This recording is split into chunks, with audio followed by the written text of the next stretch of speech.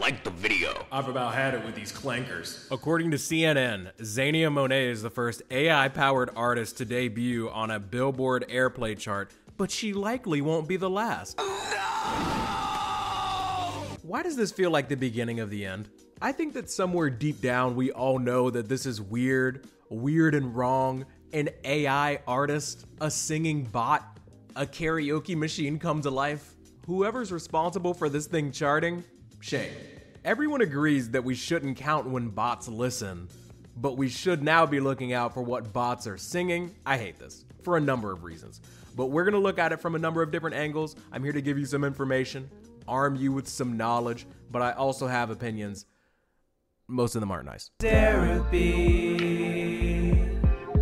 I just went to Zania Monet's Instagram, or whoever's running that thing's Instagram, scrolled for a bit, and I see a post from a week ago of this AI woman sitting on this AI bench in an AI park singing about like friends that they've lost. And I'm looking at a comment that says, "This song's so raw and real." It's neither. The Instagram bio for Zania Monet is, "I write music, new artist." But here's the truth. Here's the human behind this bot that is now charting on Billboard. Their name is Talisha Jones, and they use this generative music platform called Suno, where they enter lyrics and then use this application to create the sounds, create the instruments behind the sounds, and somehow this beep boop boop music made it to the charts. And the dead internet theory is starting to sound more and more possible because I just cannot believe that there are that many real people listening to this fake music. The dead internet theory, by the way, is a theory that for the past decade or so, the presence of AI and bot activity have reached a point where the majority of activity online is artificial engagement. I'm not saying the majority of interactions that you have are fake, but the presence of bots outweigh the overall presence of people online, especially on social media applications. Now, this might sound crazy, but you know what else is crazy? Spotify saying that Bot Monet has 1 million monthly listeners. And I have no source, but I ain't buying it. And if it is true, there's no way 1 million people know they're listening to like Bender beats. We're off track. Listen, I think if you can't sing but want to write the lyrics for someone else to sing and be compensated as a writer, like cook, whatever. I think if you like messing around with AI, I don't do it, but chatbots I can see being helpful in some ways. AI is used for video games, obviously. The characters you interact with in a game, they have to be programmed. It's a game. In fact, I know someone who's in a community of people who play around with like AI chatbots and they program them and they have all these like fun little storylines or whatever. But in that community, everyone understands that they aren't competing with a real artist for profit. It's just a niche little thing. But this Zania Monet thing, entirely different. And what's really eating me up about this is this machine has taken the form of a black woman singing not only R&B music, but also gospel music. Jesus. What does this bot know about God? Now, I did do a little homework. It's worth noting that the person behind this, profiting from this, hopefully, maybe, I think, seems to be a black woman named Talisha Jones from Mississippi. She's a poet. So maybe it's possible that even though she's using AI for everything else, maybe, hopefully, the lyrics aren't AI generated too. Do you get credit for that? Do you get like partial credit? A little credit here? I don't know. At least it's not some like 20-year-old white kid cooking up soul music in his dorm in like Ohio or something. It's still weird though. Weird that Billboard and Complex and other music outlets are covering this as like a historic feat. CNN saying it's the first but may not be the last. Why? Is it too much to ask to segregate them? Or at least just have like a very clear label on the tracks. I see a lot of comments on Zania's Facebook saying that, oh my God, it's so real, it's so raw, it's so incredible, and I feel like they actually don't know that they're listening to a bot. The way that Spotify pays out is that like everybody pays into this big pool, and then based on the amount of streams or listens that you get, like you're paid out from that pool, and I think it's actually pretty gross that they're like real artists honing and perfecting their craft, whether it be with real instruments or their real vocals. They get a smaller piece of the pie because somebody was just like nicer on a MacBook than they are, nicer with Suno. It might seem like I'm going kind of hard on Talisha here, but if you go to their Facebook, you literally see in a pinned post at the top of their Facebook that her AI school is now open And school is spelled S-K-O-O-L. That doesn't really matter. It just bothers me personally. It's gotta be really weird to stumble upon this music, feel any type of way about it positively, then figure out that the person behind it is pushing AI courses.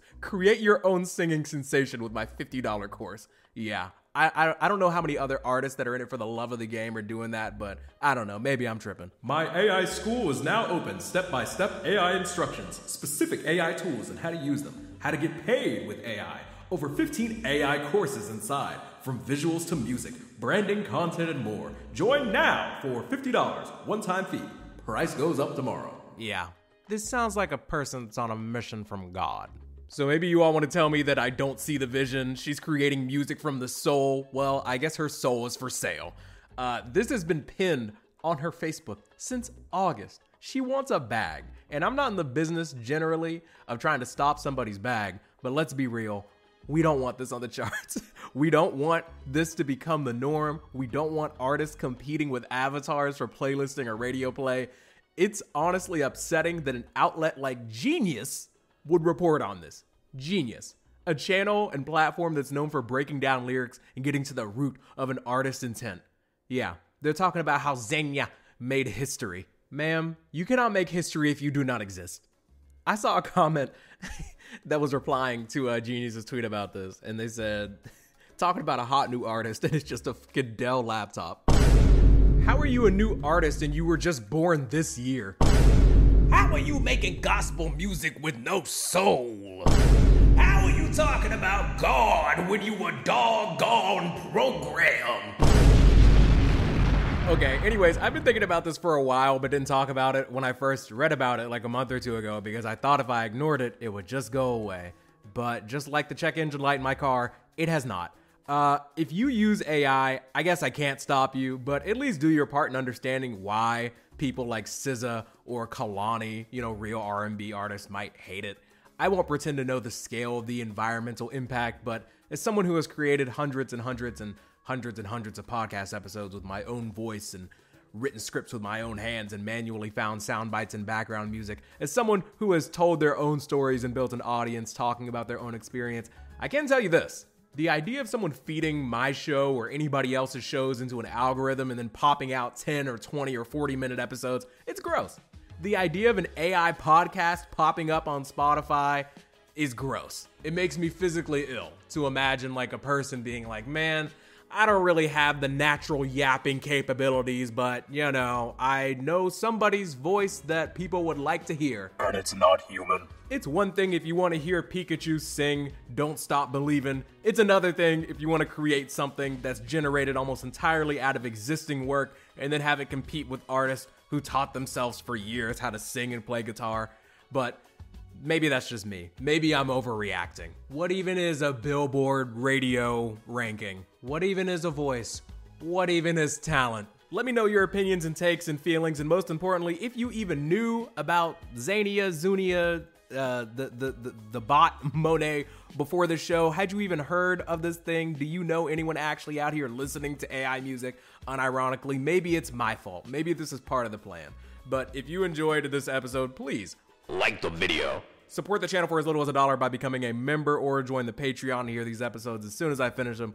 Love you, mean it, spread the bread, and enjoy the outro by Call Me LQ, a real guy.